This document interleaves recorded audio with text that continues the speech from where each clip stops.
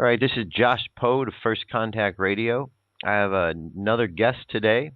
You know how we always talk about energy work and the importance of keeping the energy clear and so on and so forth? Well, today we have an energy practitioner here who specializes in removing energetic blocks and obstacles and dealing with the energy field. So this is really, I think you're really going to enjoy this guest and this conversation.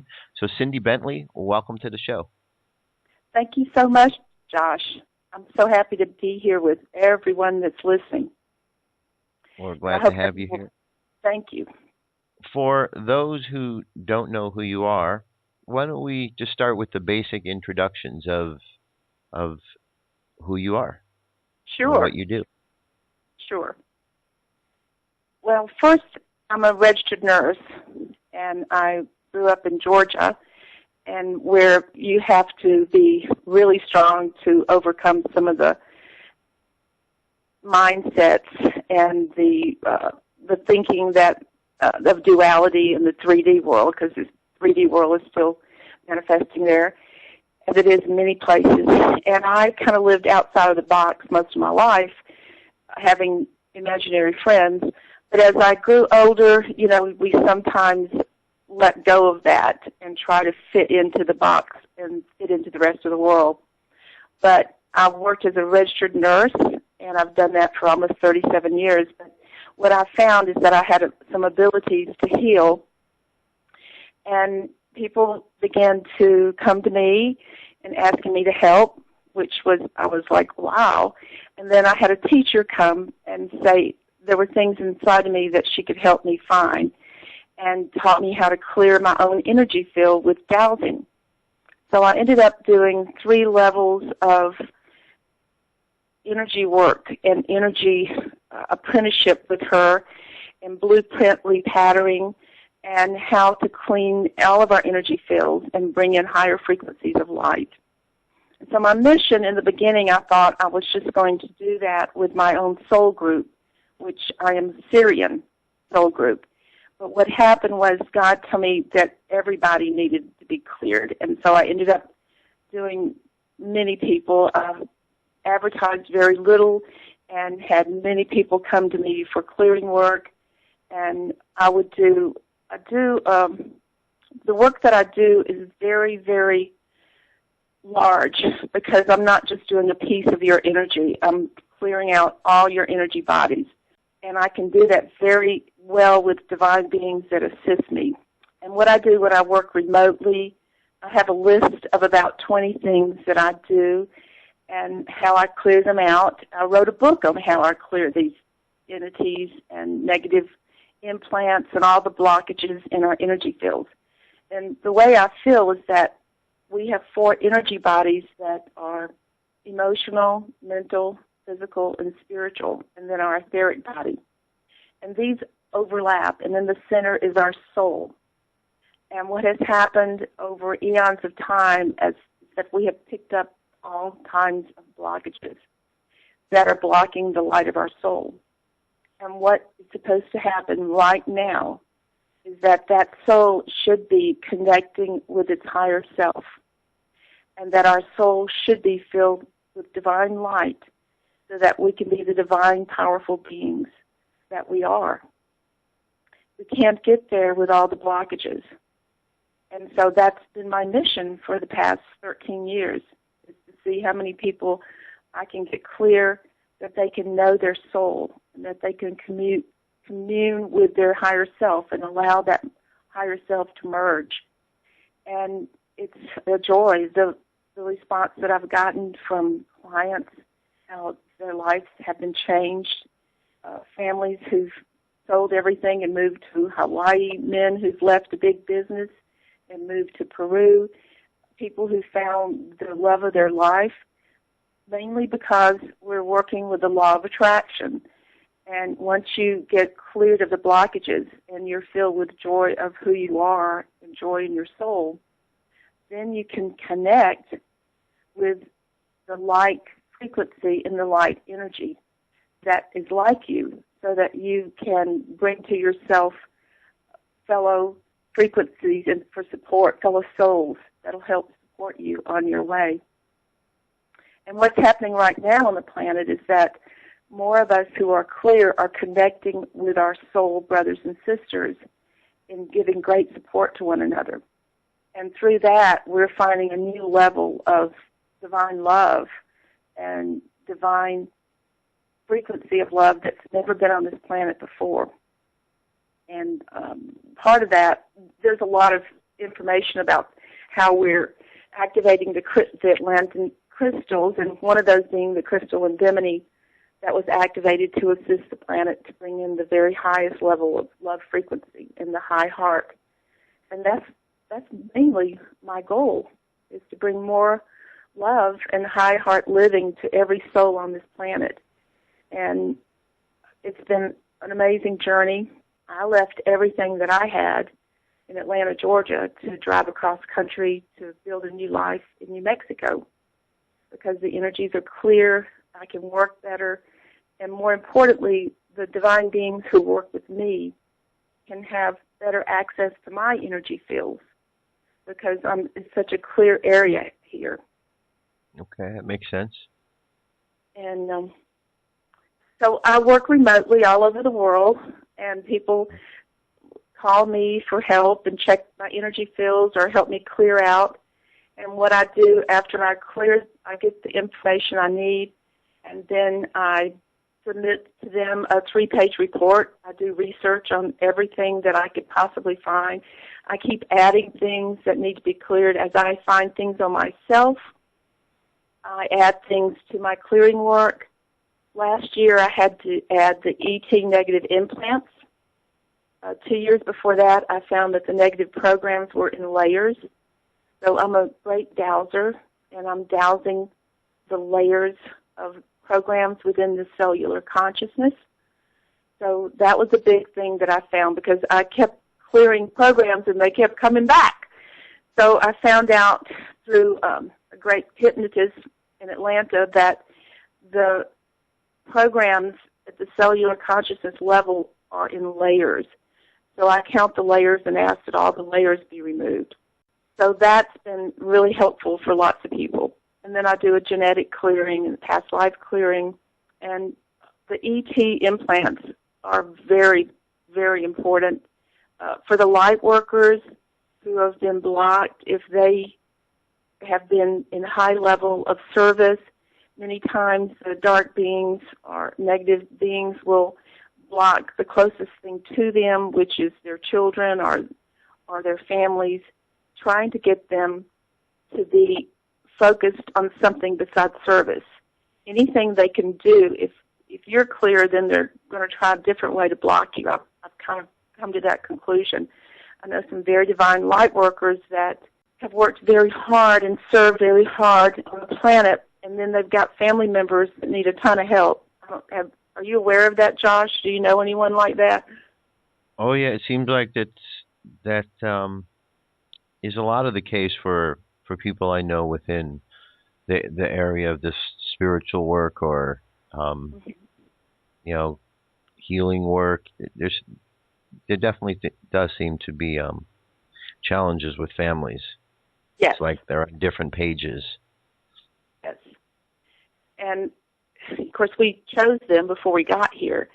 But what has happened is that, part of my reason for not moving as fast as I wanted to was because one of my children, I kept working with her, trying to get her out of a depressed state, and then I found all these negative ET implants. Somebody else found them, and then she didn't know what to do with them. So I get calls from everywhere, like, I found this. What do I do now? Because there's all these people who see. And I don't really see well unless I go into meditation, but I do feel, I'm a big empath. I know, feel, and I hear them speaking to me, but I'm not a good person for psychic work to see the past and things like that. And that's okay. We all have our gifts. So people will call me who see things and say, I'm seeing this, and what am I going to do about it? And I had a lady call 2 days ago, and she says, I'm seeing these devices that are at the base of my neck and between my shoulder blades, and I can't get them off. And so I got them off for her, and she's called me today and said, well, I found somebody else with them. Can you take them off her too? So my world is gigantically big, but it's gigantically supportive and lots of service for people, because there's not many people on the planet doing what I do. I've come to that conclusion. And so it's a wonderful service, and it's my bliss. And people have great results from this clearing, which I ask people to not forget about me. You're all better now. Send me an email. Let me know how your life has changed. And that's really beautiful. And that's awesome. So excellent that you're doing all that work. And one of the terms you use is programming. So you talk about there's a programming that is going on that you're going into to change or to remove. It almost sounds like a computer technician would go in to clean viruses out of a computer. Sounds almost like you're doing that with the human psyche. Exactly. Kind of like that, Josh. It's high-tech work, because I do use a pendulum. I work with the American Society of Dowsers, and, of course, Walt Wood with his book on dowsing. I use his chart. So when I do research, and I feel like all of my work is very important research. So every person that has been cleared with, almost every person that's ever been cleared by me, I have records. I keep records on everybody, so that because I'm capable of counting and seeing the numbers, when I look at the numbers, I know what's manifesting in that person's life, because I've done it for so long. There's certain chords, gigantic black chords. Some people call them black chords. Some of them call them Lucifer chords, that are the biggest piece of interference. And I always count those. I know if someone has over 8,000, that they're in a depressive state somewhat, and that they probably are medicated, or if they're not medicated, then they have an addictive personality. Because when you have that much blockage on your soul, you feel as though you are not connected to your divine creator. And Josh, this is a whole unconscious thing for a lot of people, and you know that. It's a big unconscious, because for me, it's all about the energy. It's just about the energy. And there's many people who aren't aware of that. They're still stepping into a 3D world that's an illusion. And when I look at these numbers, when I would find someone that had 12,000 or 13,000 black cords on their soul or in them, I would not work on them. 7 years ago, if I had worked on them and tried to do the work of clearing them off, the repercussions for me were I was in bed for a couple of days, because it was heavy-duty work. Since that time, I've learned how to work with them. So what I had to do is either clear them before they got to me, or tell them they need to do some more work, and I can't do it. And the other thing I do is count the age of the soul. If you've got 13,000 black cords on you and your 13 billion-year-old soul, then there's a good probability that you can work around these black cords, because that's a very old soul, and you've been around long enough to know how to navigate in and out interdimensional frequencies, so that you can navigate around these black cords of your soul. So if you're not a very old soul and you've got 13,000 cords on you, what happens is that you have very strong addictions, because you're looking for a way to feel satisfied. And the satisfaction comes when you feel that you're connected to God, and that God has not forsaken you, God has not forgotten you, and that you're loved and cared for. People who have a lot of dark on them with the black cords, and that number, they usually become addicts because they use a substitute for God, something else to make them feel good, be it pornography, drinking, shopping, Facebook. I had a lady addicted to Facebook, and she was driving her husband crazy, but she was dark. Her husband was highlight. I see that a lot too. You'll get relationships, be it friends or partners or married couples, where one is just a very high light, and the other piece, the other half, is a feeder who's hooked in with cords, implants, and hooks to feed the light from the person they're married to because they can't get it from themselves. I do a ton of work with people getting divorced from a dark being, a dark soul, and it takes me a bit to get all the implants, cords, and hooks out of them so they can get free of them. Well, and then the other thing, just going back to the black cords, once I can get these off, there's a gigantic healing. I've had suicidal people that I've taken these off, and now they're functioning in the world. I had a couple come to me, and he was very dark and much into pornography. Oh, my God, some terrible things. She is a gigantic light. He feeds off of her, and they really wanted to make it work as a couple because they had children. And I told him, I said, I'm going to do all this work, but it's going to be your responsibility because I can only do the cleaning work. You are responsible for your thought forms. And that's my biggest obstacle with my work is people aren't taking the responsibility to hook into their own thought forms because we are divine, powerful beings. And once I get you cleared out and all you need to do is think and manifest, then if your thoughts are negative thoughts, that's exactly what's going to happen.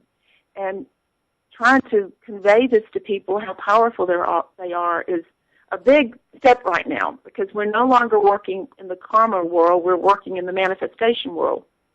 And as we get further and further cleared, we're going to need to take more and more responsibility for divine manifestations of our own world that we build around us. So I told this man, I said, if you can't get a job, step away from the pornography, and accept responsibility for your thought forms and say no to your own self, then I'm not going to be able to help you. And I'm going to tell your wife to leave you and take the kids. I mean, and I did tell her that. I said, you leave, take everything, because if he can't be responsible, then you can't let him feed off of you for the rest of your life. You know what I'm saying? So I'm pretty intense with people when it comes to situations like that and what I see, because it's so important that people accept their own responsibility for who they are and their thoughts. One of the things I do at the end of my healing work and my clearing work is I douse a big chart with the archangels, and I give each person 2 archangels. Dowsing means, I go through with a pendulum and see which archangel they're supposed to work with. So I give them 2 archangels, and then I douse a big list of ascended masters, and I'll give anywhere from 2 to 3, even sometimes 4 ascended masters for them to work with.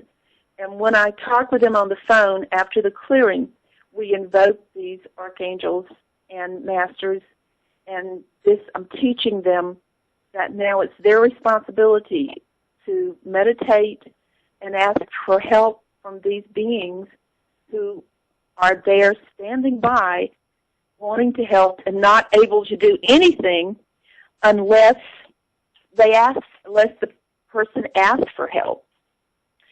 And that's the very frustration, is taking the responsibility to ask for help. Because even if you're having problems maintaining your thought forms, if you can ask for divine help, then you're going to get assistance, and you'll get great help.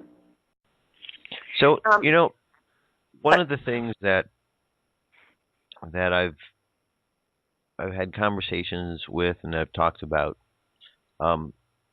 December 21st was a big time for everybody because whether people believed it was going to happen or didn't believe it was going to happen, it was still a big day that a lot of people were focused on. And now that we've gone past that point, there wasn't the big aha moment for everybody. So there's a lot of questions. What happened to those who the Hollywood version didn't happen? So a lot of people have gone away that, easily dismiss such things.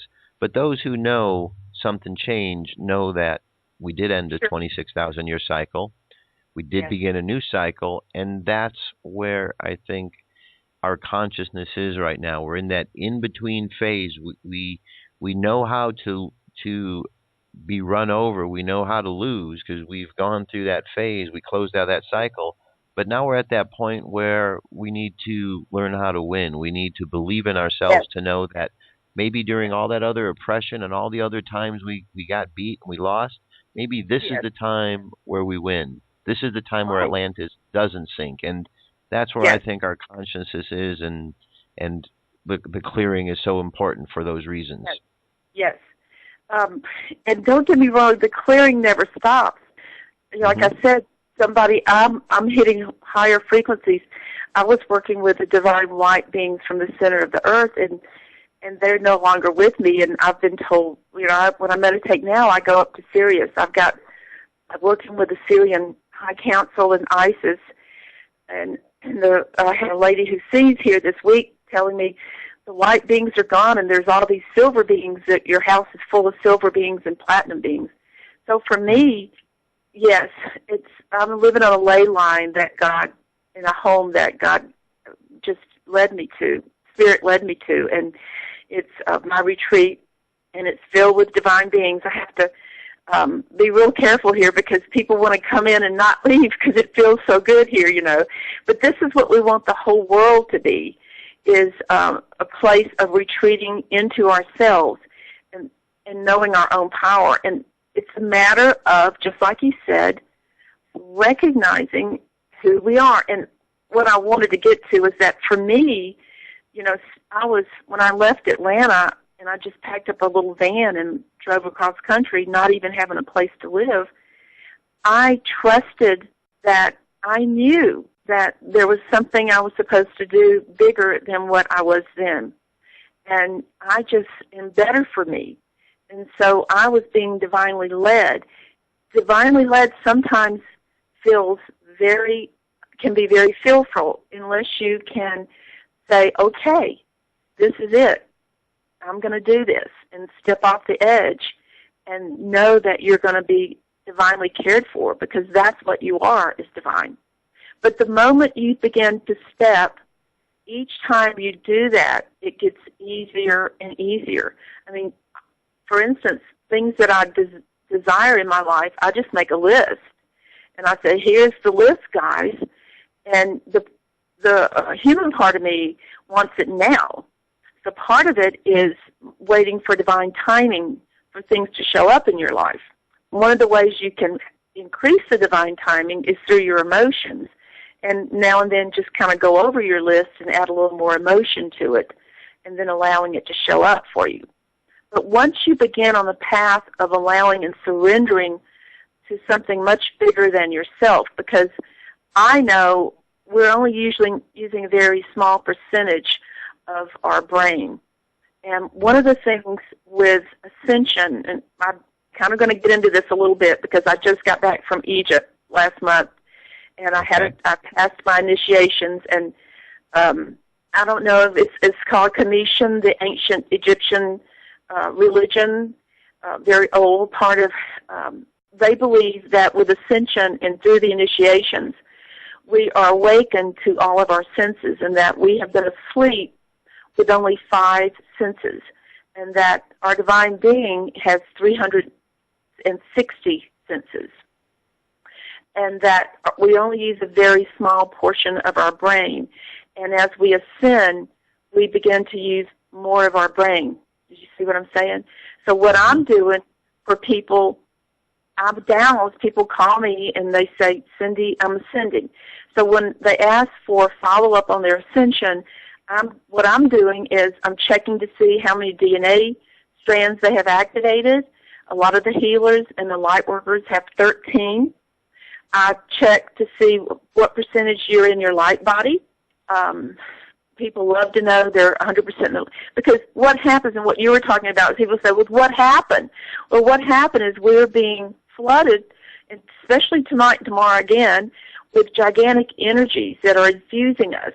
And the more we clear out, the more these energies are going to come in and make us and build us into this divine being that we truly are.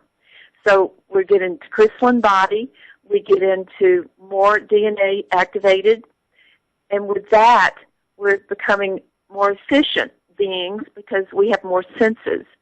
And I always had 6 anyway because I was such an empath all my life. And now, like I haven't counted in a while, but if I count to see how many senses I now have available to me, I'm getting up to like 80 senses now from the 360. So we're all doing it. And then the other thing is, what percent of my brain am I now using? Am I now utilizing every day? And I'm utilizing 55%. And it must be because this is a joke. It must be because I'm now going out with one of the big nuclear physicists, one of the 50 nuclear physicists in the world. I'm now going out with, and I'm like, wow! I'm going out with this gigantically intelligent man, and I guess I'm keeping him occupied because my brain is. I'm able to communicate. You know what I mean, Josh? Right. This little country girl from Middle Georgia. So anyway, it manifests in your life, and because we're so involved daily with ourselves, it's a good thing if we can keep a diary, because if we look back a month from where we are now, then we know and see that all the changes that have taken place. Right. And just living daily, we come, oh, this is not good, this is not right. But, oh, my gosh, I look back on 2012, and I'm like, wow, did I really do all that? But in living in the moment every day, it's going to, if we've got our intentions marked down, what we want as a divine being, and how we want to merge with our divine self to produce our true soul purpose, and we start writing these intentions down, and they will manifest. That's just the way it is, as long as we stay out of our own way and allow it to manifest. Very good. Very good. All right. So you had mentioned a book that you had written. It's How to Shift to Fifth Dimensional Living. Is that correct? Well, the title of it is Celestial Being, and I wrote it a couple of years ago, and it's kind of published it a year ago. It was in December last year. It was published. It's on Amazon. It's called Celestial Being, and it's How to Shift to Fifth Dimensional Living. And the reason I wrote that is because I had so many people asking me questions on how can I'm clear, I'm there, but how do I stay there? And what does that mean? What are cords? What are implants? What do I do with this person I'm living with who's so dark? Because when you change your life, everything around you is going to change. When you change your frequency, the law of attraction is like attracts like. And if you've got a friend that's not where you are, you don't even feel good being around them anymore. It feels very irritating. So people were very confused about some of the aspects of stepping into higher dimensions. Because with higher dimensions, there's higher frequencies. Because it's all about the energy. It's just about the energy. Just energy. Right. And just learning how to use it more. Yes, and people have got to get out of this 3D thought forms into energy. How does it feel? And not how should I think? It's more how should I feel? So if it feels good, then you're in the right place. If it doesn't feel good, you have to trust yourself to know that you need to step away or begin making plans to step away if you can't change it. And that's hard for a lot of people. But that's another, we can block ourselves, not just energetically, but by allowing others to continue to feed off our light and being in places and with people who are very irritating to us. You know, I don't want to be rude, but I find myself saying to people when they start complaining about things or saying this, and I say, you know, I'm not going to go there with you. I don't want to hear about that. I'm in high joy right now, and I need to stay in high joy. So let's don't talk about that. And they said, well, that's a reality. You've got to get out of your airy fairy tale world and live in the reality. And I look at them straight in the eye and I say, well, you know what? That's not my reality. My reality is high joy. So I'm not going to listen to this. And it would be best for you if you changed your way of speaking about this. And sometimes that just separates the people you don't want to be around to begin with. Oh, because then, they can, she thinks she's better than me. She thinks she's in high joy. Well, let me tell you, just wait, So there's things you have to deal with in the world. I've had to hurt some people because I knew they were feeding off of me. And I tried to explain it to them, and they don't understand.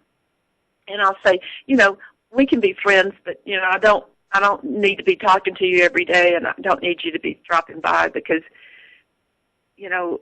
it's not a good connection for me. And it hurts people, but you have to learn to take care of yourself. And like you were saying, Josh, your energy fields, keeping clear and keeping your own energy filled. If you're an open-hearted person and you care about people, that's not an easy thing to do because you automatically want to assist people and help them. And people who want to feed on you and feed on your energy, they know how to lock in to make your heart open up to them. Because once you can open up that heart, they know they can get the cords in there and the implants. Implants manipulate and cords take the energy. And so they know they could get those in there to help them own selves. And it's all unconscious. They're not trying to be mean people. It's just the way we've lived in 3D. It's, just survival. And survival and getting through the karma. That's how we were doing 3D. That's no longer necessary. Everybody's got the power. Everyone has the potential.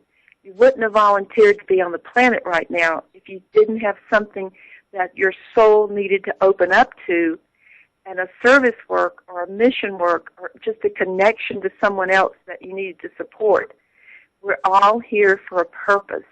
It's so much grander and so much bigger than our minds are allowed to think. And that's why with this ascension and with this growth of our brain, the growth of our senses, our DNA's hooked into divine information, and all the crystalline body that can hold higher and higher frequencies, that's the part that we're changing to.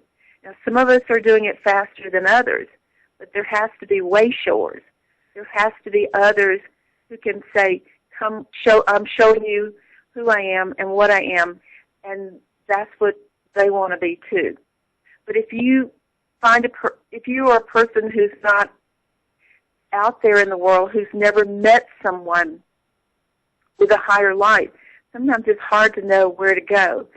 Those who can hold their light and shine their light, and that are the way-showers, unconsciously when they're with other people, you are showing them that there is a higher frequency, because they would never know what it felt like unless you were there within them, within the group, amidst all the other things that are going on.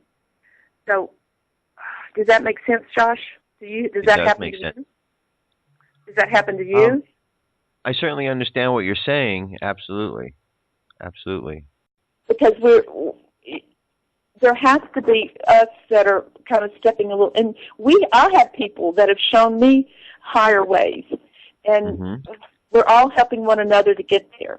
And it's energetic frequencies of things are very unconscious until you become more aware of who you are as an energy being, and then you can say more and more, this doesn't feel right, this doesn't feel good, and you follow that. You're no longer a martyr. You no longer have to suffer. Suffering is a choice now, and I choose not to. Yeah, it's better to choose not to suffer. Yes, I'm going the easy route this time. It's interesting that you bring up that word suffer, because the Declaration of Independence particularly addresses that issue of suffering. Yes. when it states that humankind, and I'm just paraphrasing, but basically that humankind is more willing to suffer than to do anything about it.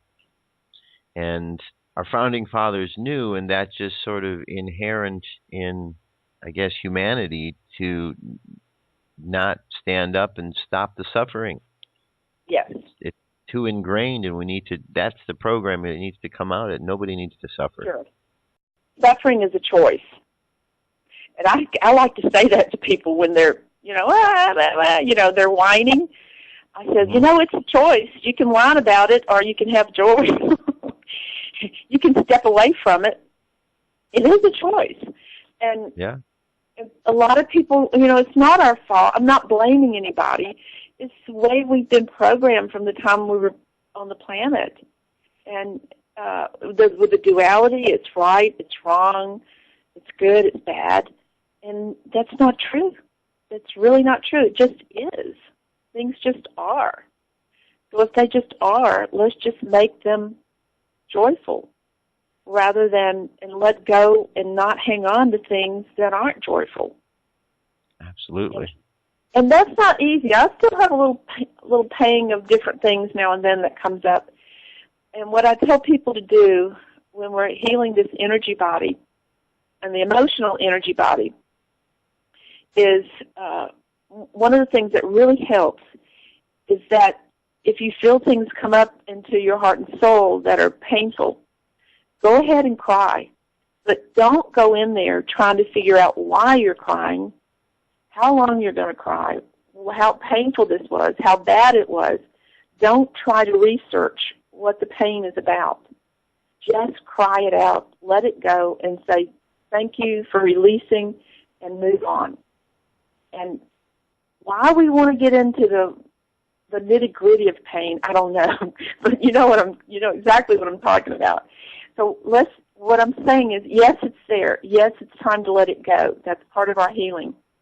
But what we do is just cry, and I try to cry as hard as I can. I do the really deep, really deep cry. I just say, just cry it out as hard as you can when I feel it coming in.